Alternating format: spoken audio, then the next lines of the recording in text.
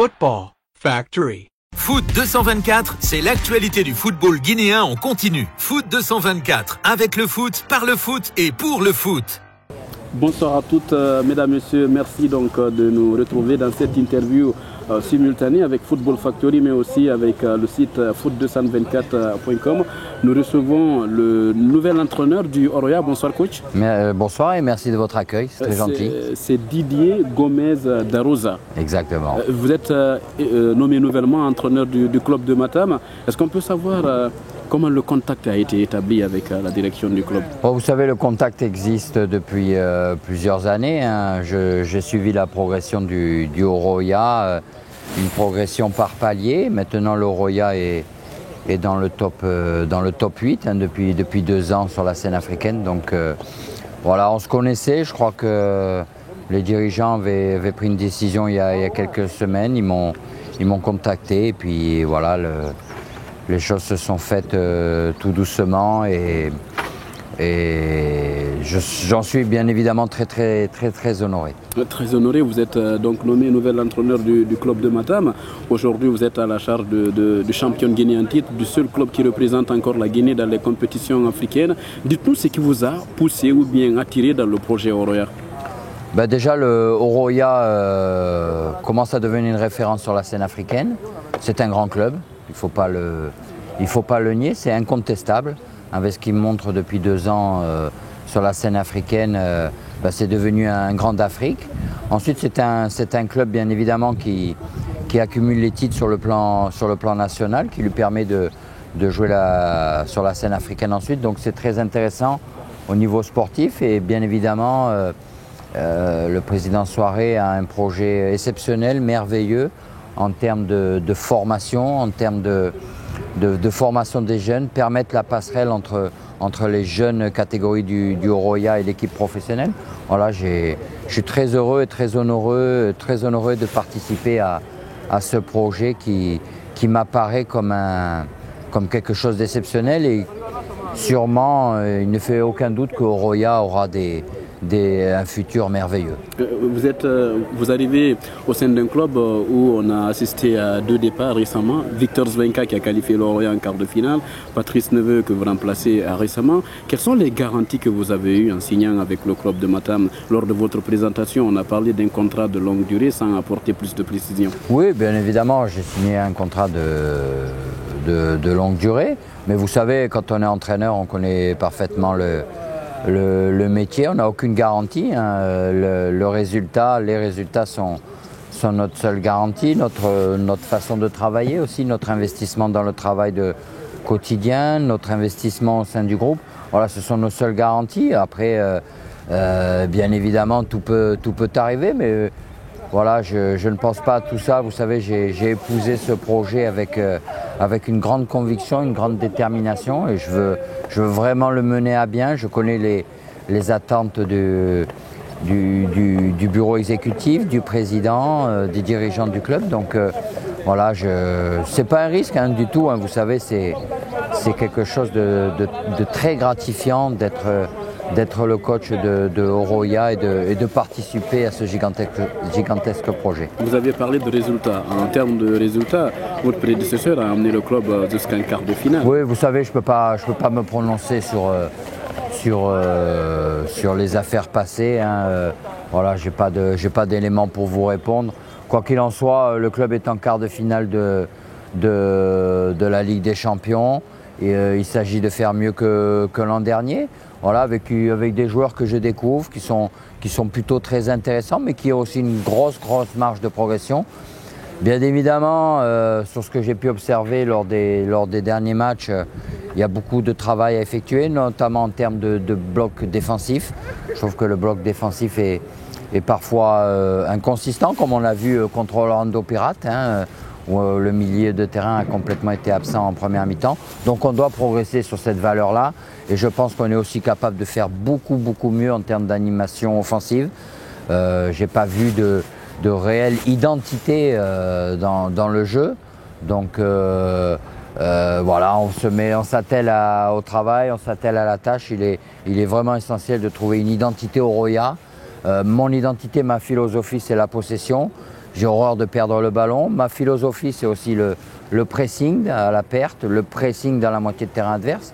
Donc voilà ce que j'ai envie d'apporter en plus à ce Oroya-là. Vous avez déjà dirigé vos premières séances d'entraînement, notamment au stade de Nongo, où nous réalisons d'ailleurs cette interview. Quelles sont vos premières impressions après ce premier contact avec votre effectif? Je suis très étonné parce que vraiment il y a eu quelque chose qui s'est passé aujourd'hui sur ces 2 premières séances. J'ai trouvé les joueurs très à l'écoute, très attentifs, très chaleureux envers moi. J'ai beaucoup apprécié leur investissement, leur abnégation et leur envie de m'adopter.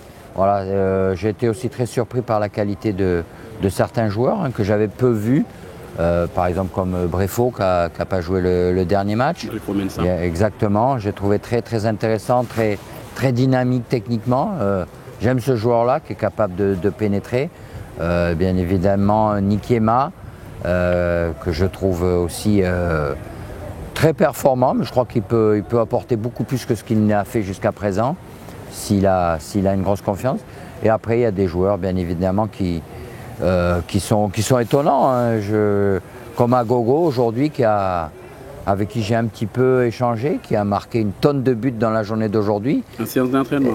À ses entraînements, Agogo, oui, Camara qui a été... Camara. Exactement, que je crois qu'il est ancien international. Ouais. J'ai beaucoup apprécié son sérieux, son abnégation devant le but, mais en général, voilà, je suis très satisfait de ce que j'ai vu aujourd'hui. Bien évidemment, il y a peut-être une nouvelle manière d'entraîner, de manager. Je suis très très exigeant, mais bon, je crois que les choses débutent très très bien. Alors, quand vous parlez de faire mieux que la saison dernière, c'est la Ligue des champions africaine de football. L'année passée, le club de Matam a été stoppé par la formation de Al Ahly, qui a perdu aussi en finale de la Ligue des champions. Cette année, le Oroya est encore en quart de finale. Vous tombez sur le Wydad de Casablanca. Quelle est votre réaction après ce tirage au sort? Le meilleur pour le Oroya selon vous? On ne peut pas dire ça, hein. Vous savez, on savait qu'il y avait 3 gros, le Wydad, l'Espérance et le TP Mazembe. C'est vrai que le TP Mazembe me fait forte impression depuis quelques semaines, notamment sur ce dernier match de Ligue des Champions. Le Wydad, c'est le club expérimenté, c'est un club coaché par un entraîneur reconnu qui a gagné beaucoup de titres, hein, M. Fawzi Benzarti. C'est une équipe qui joue avec des joueurs très expérimentés, qui aiment le club, qui sont sur le long terme depuis quelques années avec le Wydad Casablanca. C'est une équipe très agressive à domicile. Voilà, donc on savait que c'était un gros morceau, mais en tout cas, je ne suis pas un entraîneur frileux ni peureux. Il va falloir jouer notre jeu, il va falloir qu'on montre qu'on veut cette place en demi-finale, et pour le montrer, il faut jouer. Il ne faut pas se contenter de défendre et de jouer à moitié. Vous pensez avoir les armes nécessaires pour aller déstabiliser cette équipe? Je pense qu'on les a. Après, vous savez, dans le football, tout peut arriver. Je pense qu'on a les armes pour les déstabiliser, à condition bien évidemment de faire ce qu'il faut sur les 2 prochaines semaines, de bien préparer ce match tactiquement, d'avoir un vrai projet de jeu, comment on va défendre, comment on va attaquer, comment les disturber, comment les gêner dans leur manière de jouer. J'ai déjà quelques éléments, hein, puisque bien évidemment j'ai quelques contacts en Afrique et j'ai vu pas mal de matchs. Mais je crois que le Oroya doit aborder ce match sans complexe, vraiment sans complexe. Le Oroya est en train de devenir une vraie référence en Afrique et je crois que c'est le match où il faudra le montrer.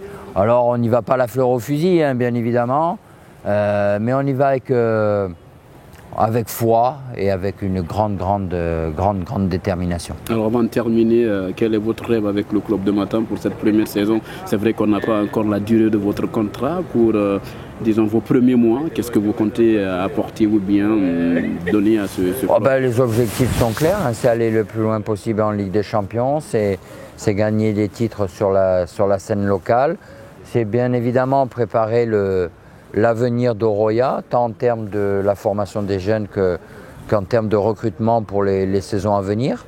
Bien évidemment, je crois que la priorité, c'est de gagner tous les matchs qu'on peut, de se présenter à chaque fois avec une équipe très déterminée. Voilà, moi ce que j'ai surtout envie de faire en termes de technique, c'est de donner une vraie identité au Roya, une vraie identité de jeu. Je l'ai dit tout à l'heure, le pressing, la possession, c'est intéressant. Vous savez, à Lali, le TP Mazembe ont cette identité-là. Roya a besoin de ça pour franchir le step. Mais en tout cas, je le répète, le HAC fait désormais partie des plus grands en Afrique. Et je suis absolument convaincu qu'avec ce que sont en train de faire le président Soirée et son bureau exécutif, je suis absolument persuadé que le Roya a la possibilité d'aller très très haut sur ce continent africain dans les années à venir. On vous souhaite bonne chance, coach Didier Gomez d'Arosa, c'est ça? Exactement, exactement. Merci à vous. Merci d'avoir accepté cette interview en simultané avec Football Factory, mais aussi qui sera aussi diffusée par Foot 224. On vous retrouve très prochainement, peut-être pour parler d'une qualification à demi-finale de la Ligue des Champions. On l'espère tous. En tout cas, on mettra tout ce qu'on a pour aller chercher cette qualification. Merci mesdames, messieurs, à Lamara Nassou qui était à la caméra et à toute l'équipe technique. On vous retrouve très bientôt pour d'autres interviews. Foot 224, c'est l'actualité du football guinéen en continu. Foot 224, avec le foot, par le foot et pour le foot. Football Factory.